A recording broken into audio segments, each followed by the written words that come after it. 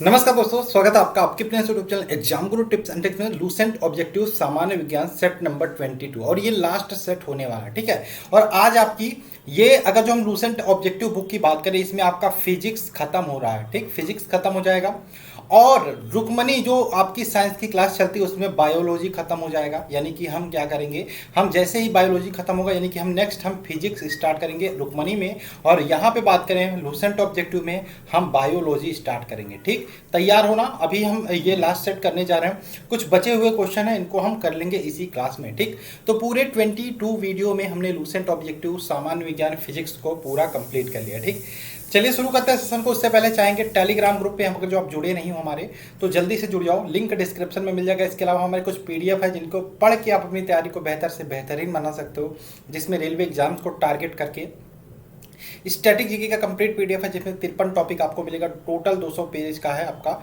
इसके अलावा मैथ के लिए 500 क्वेश्चंस का गेस्ट पेपर है, जिनका भी मैथ वीक है इसको जरूर बाई करें।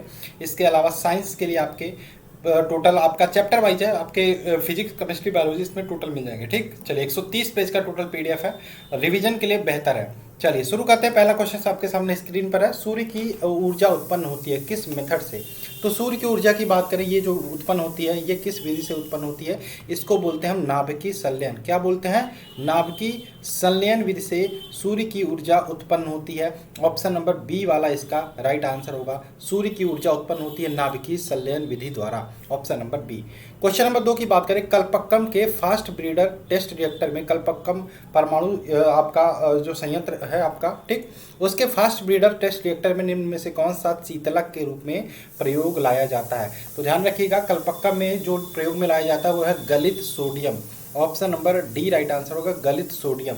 नेक्स्ट क्वेश्चन नंबर 3 की बात करें, तारे अपनी ऊर्जा किससे प्राप्त करते हैं? तो तारे अपनी ऊर्जा की बात करें नाभिकीय संलयन से भी प्राप्त करते हैं और गुरुत्वीय संकुचन से भी प्राप्त करते हैं। यानी कि option number A right answer होगा, 1 तथा 2 दोनों। ठीक, तो तारे अपनी ऊर्जा प्राप्त करते हैं नाभिकीय संलयन द्वारा और गुरुत्वीय संकुचन से, दोनों इसका राइट आंसर होगा। क्वेश्चन नंबर बात करें हमारा इसका आंसर 1 2 हो गया ना। सूची 1 को सूची 2 से सुमेलित करना।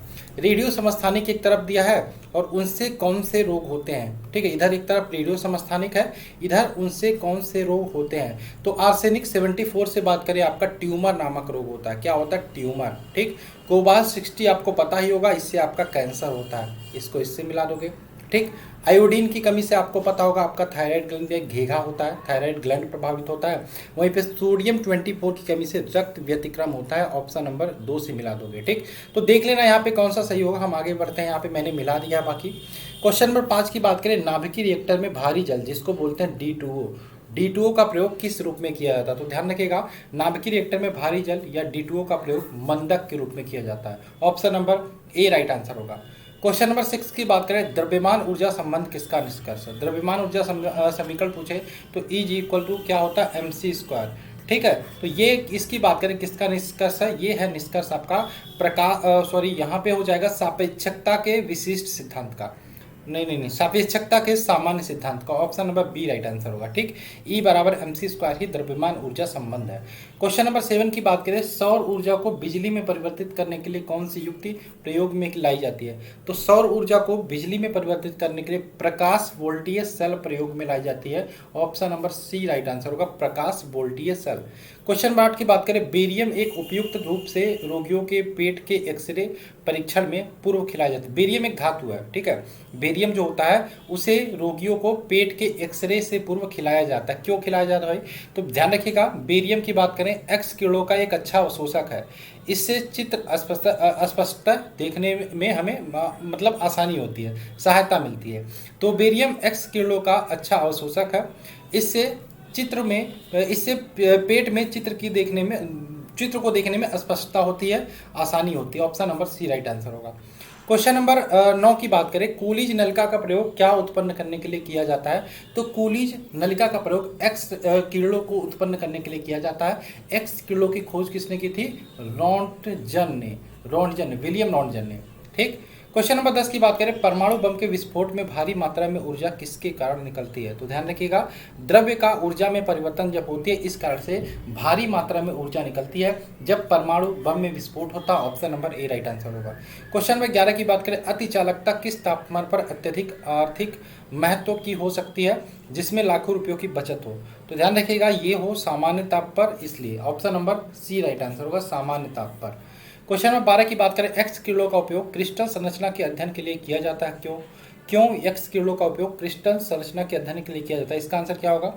तो ध्यान रखिएगा, एक्स किलो की तरंगदैर्घ्य तथा क्रिस्टल के अंतरा परमाणु की दूरी की देखो यहाँ पे क्या होगा, क्वेश्चन आपसे क्या पूछ रहा है कि एक्स किलो का उपयोग क्रिस्टल संरचना के अध्ययन के लिए किया जाता है, क्यों किया जाता है? ठीक, तो ध्यान रखिएगा, एक्स किलो की जो तरंगदैर्घ्य तथा क्रिस्टल की अंतर परमाणु की जो दूरी होती है उसकी परमाणु की कोटि की समान होती है। इस कारण से यहाँ पे एक्स किलो का उपयोग आपका क्रिस्टल संरचना के अध्ययन के लिए करते हैं। ठीक, ऑप्शन नंबर बी।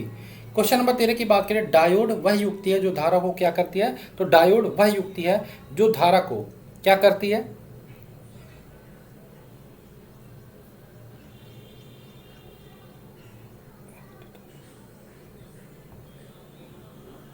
ध्यान रखिएगा, डायोड वह युक्ति है जो धारा को या विद्युत धारा को एक ही दिशा में प्रवाहित होने देती है। ठीक, प्रवाहित होने देती है। Option number A right answer होगा, एक ही दिशा में प्रवाहित होने देती है। क्वेश्चन नंबर 14 की बात करें, प्रकाश विद्युत प्रभाव धातु के सतह से किस स्थिति में इलेक्ट्रॉन के निष्कासन के रूप में व्याख्यात किया जाता है? इसका आंसर क्या होगा? तो इसका आंसर हो जाएगा, प्रकाश विद्युत प्रभाव धातु के सतह से किस स्थिति में इलेक्ट्रॉनों के निष्कासन के रूप में व्याख्यायित किया जाता है? जब उपयुक्त तरंगदैर्घ्य का प्रकाश उस पर गिरे, यानी कि option number D right answer होगा। ठीक, ऑप्शन नंबर डी।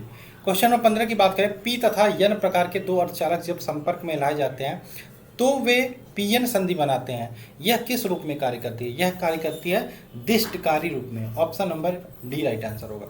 16 की बात करें, सेमीकंडक्टर में उसके प्रयोगों के आधार पर उपयुक्त उपसंधियों किस लिए मिलाई जाती हैं? सेमीकंडक्टर में उसके प्रयोग के आधार पर उपर्युक्त उपसंधियां किस लिए मिलाई जाती है? इसका आंसर क्या होगा? जिससे उसमें क्या हो, उनकी विद्युत चालकता बढ़ाने के लिए, विद्युत चालकता बढ़ाने के लिए। ऑप्शन नंबर इसका ए राइट आंसर होगा। ठीक, क्वेश्चन नंबर 17 की बात करें, एनपीएन ट्रांजिस्टर पीएनपी ट्रांजिस्टर की तुलना में श्रेष्ठ होते हैं, क्यों? क्योंकि इनकी विद्युत चालकता क्या होती है, इनमें इलेक्ट्रॉनों का प्रवाह अधिक होता है, इनमें इलेक्ट्रॉनों का प्रभाव होता है, इसलिए एनपीएन ट्रांजिस्टर पीएनपी ट्रांजिस्टर की तुलना में श्रेष्ठ होते हैं। 18 की बात करें, निम्न में कौन सा धातु अर्धचालक की तरह ट्रांजिस्टर में प्रयोग में लाई जाती है? कौन सी धातु अर्धचालक की तरह ट्रांजिस्टर में प्रयोग में लाई जाती है? तो इसका आंसर हो जाएगा germanium. Option number B right answer होगा। 19 की बात करें, टेलीविजन के दूरस्थ नियंत्रण के लिए किस प्रकार के विद्युत चुंबकीय विकिरण का उपयोग किया जाता है? तो टेलीविजन के दूरस्थ नियंत्रण के लिए आप एक प्रकार के इंफ्रारेड विद्युत चुंबकीय विकिरण का उपयोग करते हो या अवरक्त। Option number A right answer होगा। नेक्स्ट बात करें 20, दूरदर्शन के संकेत एक निश्चित दूरी के बाद नहीं मिल सकते, क्यों नहीं मिल सकते? क्योंकि यह पृथ्वी का जो सतह है ना, एक वक्राकार है, इसलिए एक निश्चित दूरी के बाद ये नहीं मिल सकते। Option number D right answer होगा। 21 की बात करें, जब जर्मेनियम जाली में आर्सेनिक परमाणु डाले जाते हैं तो वह क्या बन जाते हैं? वह बन जाते हैं बाह्य सेमीकंडक्टर, यानी कि option number A right answer होगा। यानी कि जब जर्मेनियम जाली में आर्सेनिक परमाणु डाले जाते हैं तो वे बाह्य सेमीकंडक्टर बन जाते हैं। ऑप्शन नंबर क्या हो जाएगा? ए वाला राइट आंसर हो जाएगा। नेक्स्ट बात करें, रडार का प्रयोग किस लिए किया जाता है? तो रडार का प्रयोग किया जाता है दूरस्थ वस्तुओं की पहचान करने के लिए, ऑप्शन नंबर, और ऊर्जा का पता लगाने के लिए। Option number C right answer होगा। ठीक, आगे चले। नेक्स्ट बात करें, त्रिविमीय चित्र किसके द्वारा लिए जाते हैं? त्रिविमीय यानी कि 3D की बात हो रही है, 3 डायमेंशनल, तो ये लिए जाते हैं होलोग्राफी तकनीक द्वारा। Option number A right answer होगा। 24 की बात करें, लेजर बीम का उपयोग होता है किस लिए? तो यहाँ पे ऑप्शन के हिसाब से देखिए, आँख की चिकित्सा में हम लेजर बीम का उपयोग करते हैं। ऑप्शन नंबर सी। 25 की बात करें, लेजर अथवा किसी अन्य सशक्त प्रकाश स्रोत से निकली दो प्रकाश किरणों के व्यतिकरण से त्रिविमीय यानी कि 3D बनाने के संबंध समृद्धि क्या कहलाती है? तो इस तकनीक को हम बोलते हैं होलोग्राफी तकनीक। 3D तकनीक बनाने, 3D जो पिक्चर हमें कहीं बनाना हो लेजर की सहायता से, उसको बोलते हैं होलोग्राफी। नेक्स्ट बात करें, प्रकाश वैद्युत प्रभाव क्या है? इनमें से बात करें तो प्रकाश वैद्युत प्रभाव एक प्रकार की तात्कालिक प्रक्रिया है। Option number A right answer होगा। क्वेश्चन नंबर 27 की बात करें, बिना शल्य चिकित्सा के पथरी का इलाज किससे किया जाता है? तो ध्यान रखिएगा, किसके द्वारा किया जा सकता है? लेजर द्वारा। Option number A right answer होगा। लेजर का फुल फॉर्म बताना आपका, तो ये लेजर का फुल फॉर्म होता है light amplification by stimulated emission of radiation. Light amplification by stimulator of emission of radiation, option number B right answer होगा। 29 की बात करें, एक्स किलो का प्रयोग किस लिए किया जा सकता है? तो ध्यान रखिएगा, ऑप्शन के हिसाब से देखें तो यहाँ पे बहुमूल्य पत्थरों और हीरो में खराबी का पता लगाने के लिए एक्स किलो का उपयोग, एक्स रेज का उपयोग किया जा सकता है। 30 की बात करें, विद्युत उत्पन्न करने के लिए कौन सी धातु उपयोग में होता है? तो विद्युत उत्पन्न करने के लिए आप uranium, option number A right answer होगा, यूरेनियम का उपयोग किया जाता है। क्वेश्चन नंबर 31 की बात करें, तारे अपनी ऊर्जा किस प्रकार प्राप्त करते हैं? तो तारे अपनी ऊर्जा नाभिकीय संयोजन के फलस्वरूप प्राप्त करते हैं, option number A right answer होगा। 32 की बात करें, हाल ही में खोजे गए उच्च तापीय अतिचालक कौन से हैं? हाल ही में खोजे गए उच्च तापीय अतिचालक कौन से हैं? तो इसमें इसका आंसर हो जाएगा ceramic oxide, option number C right answer होगा। 33 की बात करें, एकीकृत परिपथ में प्रयुक्त अर्धचालक चिप किसकी बनी होती है? तो एकीकृत परिपथ में प्रयुक्त अर्धचालक जो चिप होती है ना, वो सिलिकॉन की बनी होती है, option number C right answer होगा। 34 की बात करें, ऑटो हॉर्न ने परमाणु बम की खोज की किस सिद्धांत पर आधारित है? तो अगर जो पूछा जाए आपसे परमाणु बम की खोज किसने की, तो ध्यान रखिएगा ऑटो हॉर्न ने की। यह किस सिद्धांत पर आधारित था? ये था नाभिकीय विखंडन के सिद्धांत पर, ऑप्शन नंबर ए। 35 की बात करें, लेजर एक युक्ति है, लेजर का फुल फॉर्म मैंने बताया, light amplification stimulated emission of radiation. Laser एक युक्ति है जिसके द्वारा उत्पन्न किया जाता है, क्या उत्पन्न किया जाता है? आपका उद्दीप्त विकिरण, उद्दीप्त विकिरण, यानी कि option number D right answer होगा। 36 की बात करें, निम्न तापीय इंजनों या क्रायोजेनिक इंजन का अनुप्रयोग किया जाता है किसमें?